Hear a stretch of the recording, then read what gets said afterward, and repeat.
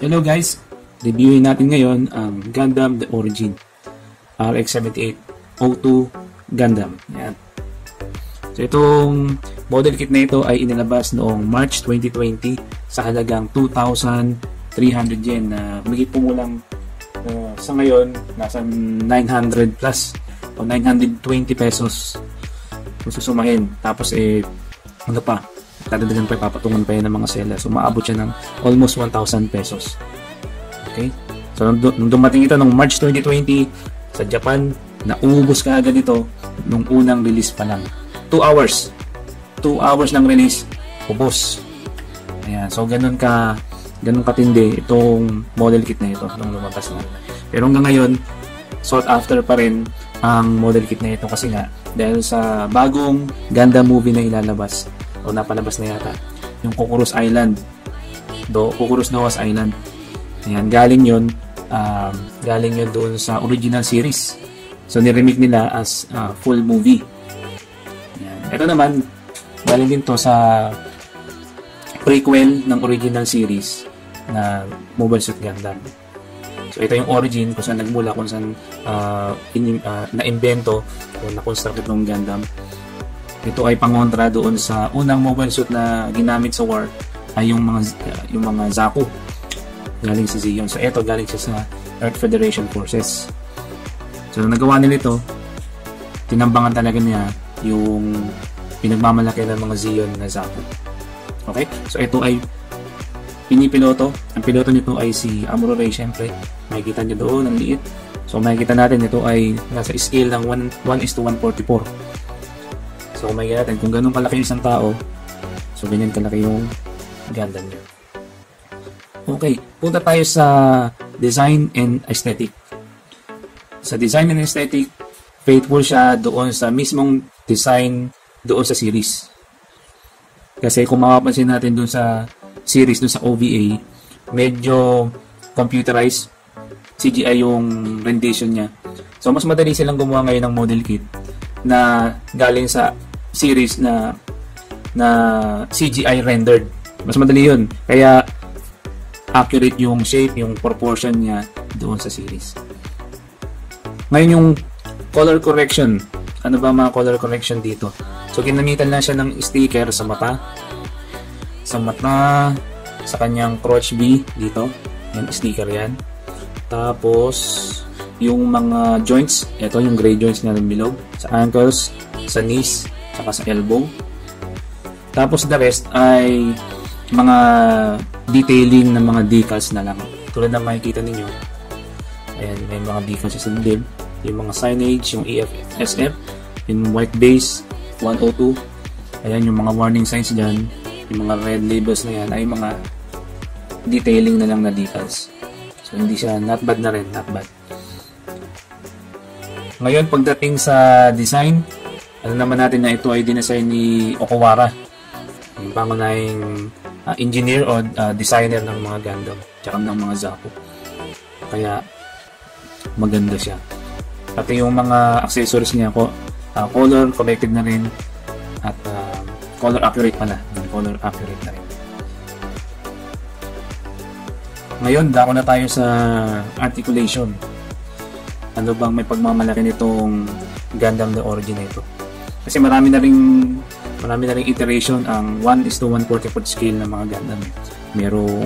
Merong lumang HG, meron ding revive, meron ding entry grade, merong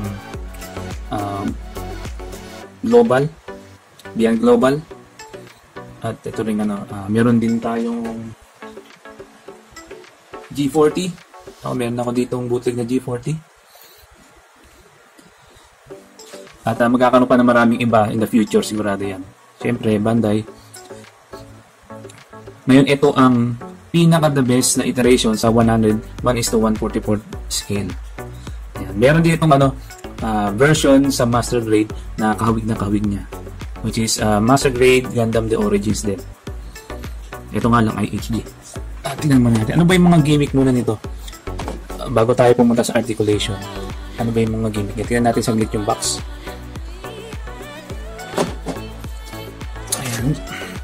So dito sa package na to ay magagawa mo yung early type, tsaka yung middle type. Early type, middle type. So ang kailangan mo lang gawin diyan, papalitin mo yung nasa shoulder.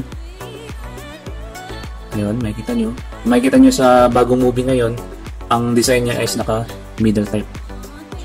Tapos ang kaibahan niya rin sa original design, yung shield niya ay sinusuot sa gantong orientation. Ano pa? Yung kanyang chest ay napapalitan din. Tapos dito sa early type ay gumagamit siya ng shoulder cannon, samantalang dito ay hindi. Tapos magkaiba rin sila ng beam magnum. Iba yung beam magnum ng early type, iba yung beam magnum ng middle type. Kung mapapansin nyo sa original series, ang design niya is napakalapit. Ito na yun, yung early type yung pinapakita doon.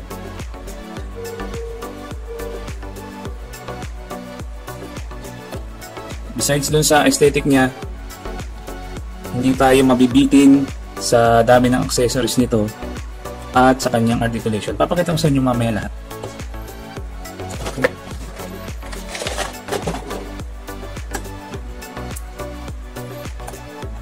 Yan.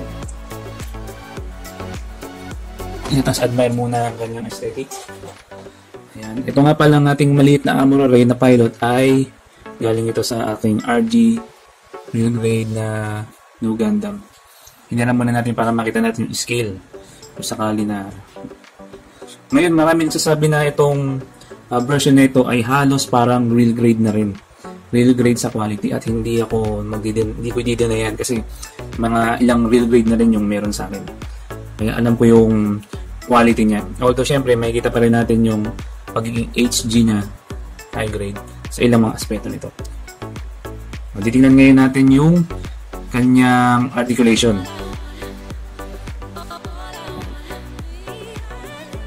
Okay, so sa articulation tayo, umpisa natin siyempre sa ulo.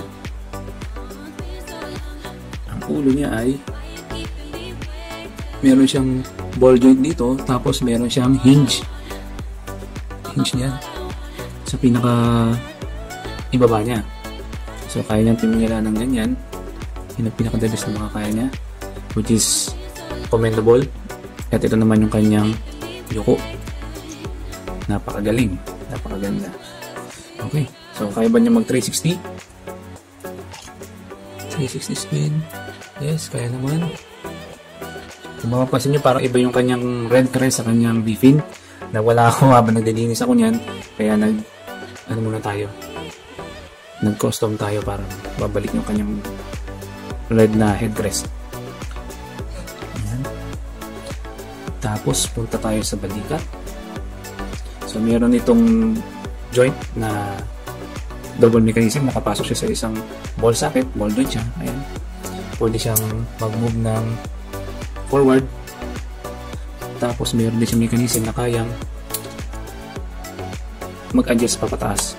So pinakamataas na kaya niyang itaas na kanyang arm ay nagpas ng 90 degrees. Okay. So bali ito, nakakabit lang siya sa kanyang shoulder armor. Okay, next, arm swivel. Ang kanyang elbow joint 90 and more.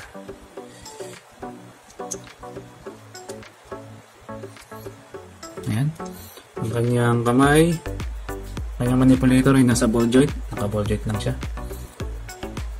Punta na tayo sa torso. Ang torso ay kayang umikot 360 dahil ito ay naka ball joint. Pero merong surprise para sa mga HG. Meron siyang napakagandang middle o torso bend. Kita nga lang yung loban niya. Pero napakagandang upgrades to para sa poses na gusto mong gawin. Okay, sa bandang likod naman yung kanyang backpack, articulated yung kanyang thrusters. Ayan. Ang kanyang beam saber holder ay articulated din. Mamaya papakita natin kung paano natin may utilize to. Tapos natatanggal din yung kanyang beam saber. Ayan, medyo maluwag nga lang. So ginawa ko lang ng parang para medyo hindi siya lagi natatanggal. Napansin nyo, Hindi siya ganun ka-secure. Pero di naman siya natatanggal. Okay. Dito naman tayo sa skirt. Skirt tayo naka-ball joint. As usual sa mga HD, putulin mo lang yung gitna. Pwede mo nang igalaw ng separate. Side skirt. Naka-polycap siya pero hindi ball joint. Pero pwede mo siyang i-rotate ng konti. Ang back skirt ay hindi nagagalaw pero meron siyang peg slot pati dito. Mamaya makita nyo kung paano natin i-utilize yan. So puntahan naman natin ngayon yung hip.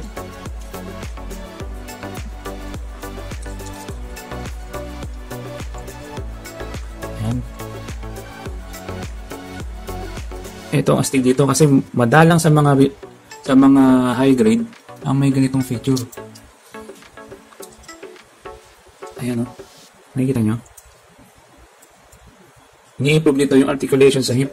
Mas marami articulation magagawa kapag mayroong ganitong mekanismo.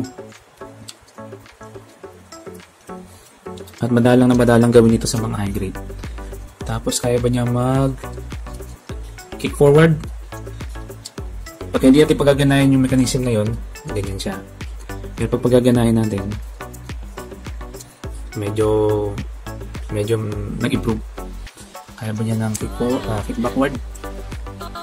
Nope. How about yung kanyang leg bend? Malupit, di ba? Meron din siyang thrusters na nabubuksan dito sa likod. Pag ipoposition na lumilipat, ayan, pwede siyang ibukas. At ang kanyang knees, di ba? May moving mechanism din dito. Tingnan nyo ha. Kala mo, radio. Okay. So, dito naman tayo sa paa. So, meron siyang knee armor na nakasuksok lang sa harap. Hindi masyadong articulated ito. Kaya tataka ko bakit ganito yung ginawa nila. Hindi masyado eh. Titingnan muna natin to. Forward natin. Yan ang pinaka-forward niya. Backwards. Hindi masyado. Pero pwede na. Pero gaya na sinabi ko, madalang sa mga high grade yung mayroong toe bend. Nagpapa-improve din niya ng articulation kapag mag-focus ka ng mas dynamic na mga poses. Para naman kapag nagigilo natin side to side, matindi. Wala na. Hanggang saan niya kayang tumayo nang naka-sideways yung kanyang paa. Hanggang saan kaya. Ayan. Yan. Kita nyo guys. Very articulated yung kanyang paa. Ayan.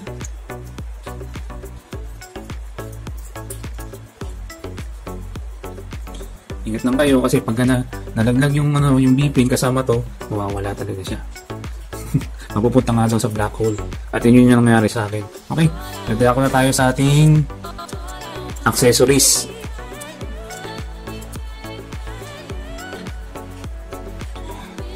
Okay, accessories tayo, no? Punta tayo dito sa una. Sa kanyang shield. So, nakulayan ko na rin ng konti ito. So, napaka-articulated din. Usually, walang masyadong articulation sa mga accessories gaya nito eh. So, sabi ko nga, para siyang grade. So, dito, meron siyang peg para sa likod ng arm. Subukan lang natin. Ayan. Tapos, the usual na, kabit niyan ay ganyan. Pero sa origin version, nakabaliktad siya. Nakaganyan. Kaya, anong gagawin natin?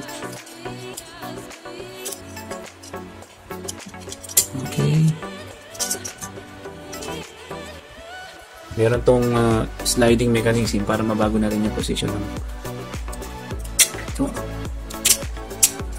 Yan. Yan.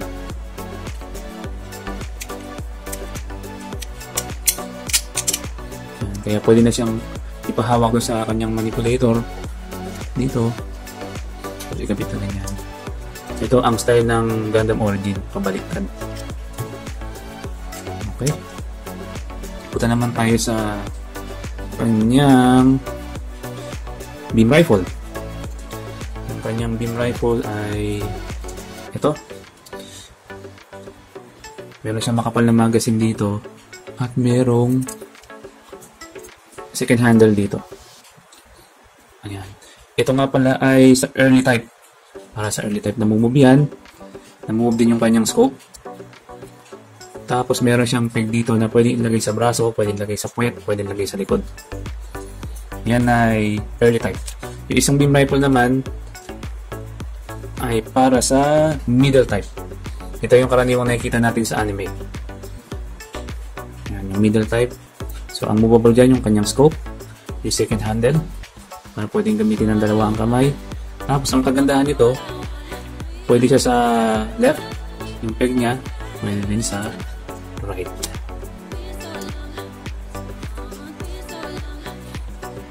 Next will be the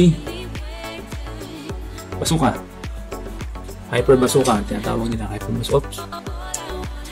Okay, sa hyper bazooka naman, meron siyang handle dito na nagagalaw. Pag gusto niyang bitbitin yung scope, nagagalaw din. Sticker yan, pwede nyo kulayan kung gusto mo. Tapos meron din siyang detailing decals. Tapos yung kanyang main handle ay nasuswivel ng ganito. Ayan. Ano pa? Yung kanyang shoulder cannon. Ang shoulder cannon ay kinakabit naman sa early type. Yung early type. Kasi yung version, yung ginawa ko dito ay middle type. So kapag early type, pwede natin ilagay doon sa likod. Meron pa. Meron tong isang pares ng open hands. Isang pares ng trigger finger hands. Meron din itong adapter para sa paglalagay ng bazooka sa likod. So again, kahit sa ang peg, pwede mo ilagay yan. Pwede sa braso, sa likod, sa back skirt. At ito maganda. Ito yung Gatling. Gatling na pwede natin install sa kanyang balikat. Tapos meron din itong meron din tayo ditong pangpalit sa kanyang balikat. Ito ay para sa early type. So babaklasin lang itong shoulder armor para may kabit ito. Papalitan lang natin. So, kasi itong sa middle type ay meron siyang hawakan. Siguro pang carry sa kanya kapag merong mga helicopter, mga ibang mga airship na mag-carry yung magbibitbit sa kanya. So ito yun, babaklasin lang yun at papalit ito. As meron din tayo para sa shoulder, left or right, pwede mo ilagay ang tinatawag na shoulder magnum. Shoulder magnum. So, may papakita ko sa inyo paano ilalagay yan. Ito naman ang kanyang replaceable na chest. Ito ay para sa middle type. So para doon talaga yun eh. Kasi mas type ko yung chest ng early type. Kaya sinama ko na sa middle type yung chest ng early type. Okay? Guess nyo? Ayun. So meron din siyang pang early type na wrist armor. So yung since mas maganda yung middle type kasi meron siyang Gatling gun. Okay, syempre yun ang mas pipiliin kung naka-display. Itong dalawang to, kung kailan ko lang magustuhan.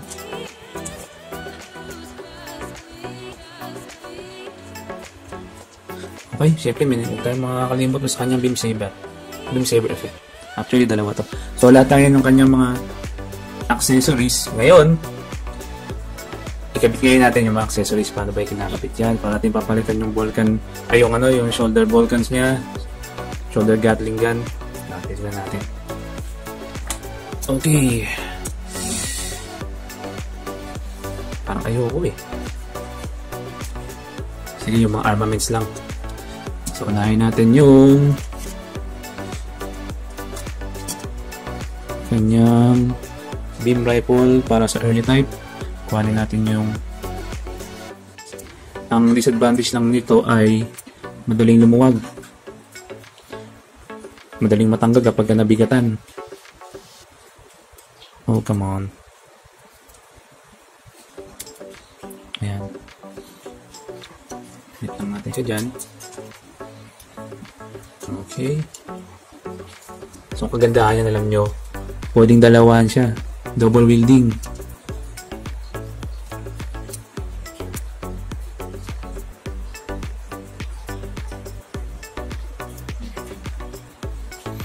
Okay.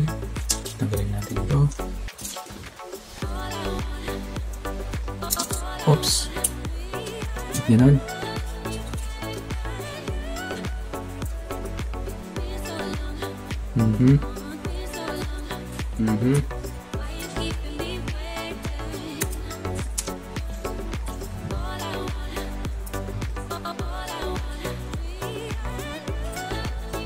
What? Ayan. Ayan. Sa shield naman.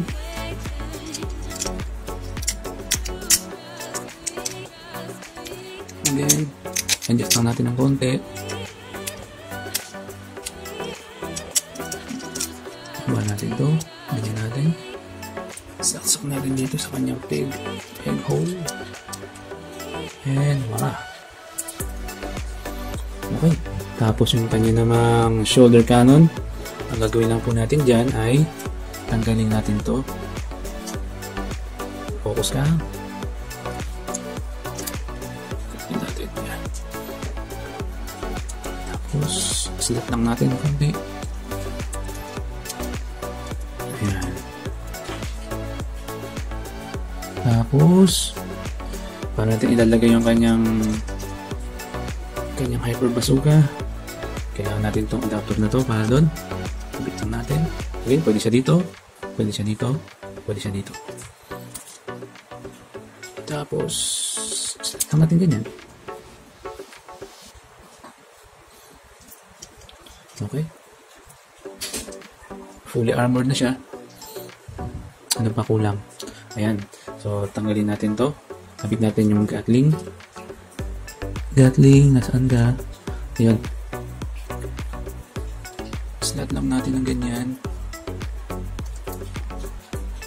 Tapos, ibabalik lang natin yung cover. Ayan. So, since dalawa yung Gatling natin, shoulder Gatling, pwedeng dalawang gamitin mo. Pero since meron naman tayo ditong shoulder magnum ang gamitin natin para may pakita ko sa inyo. Ayan. Ayan, fully armored na siya. Okay. Compare naman ngayon natin siya sa ilang mga high grade na meron ako dito. Ito yung G40 ang version ng RX-78. Ito naman ang Turn A Gundam, medyo mas malaki ng konti. At compare natin siya sa ating entry grade new Gundam. Ayan, yan ay parehas na piniloto ni Amuro-Ray. Parehas kay Amuro-Ray yan. So yan.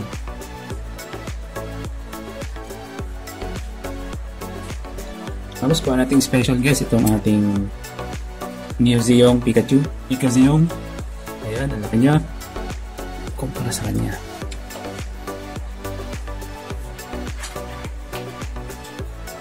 Ngayon, dako tayo sa ating conclusion. Ano ang masasabi natin? Sulit ba ito?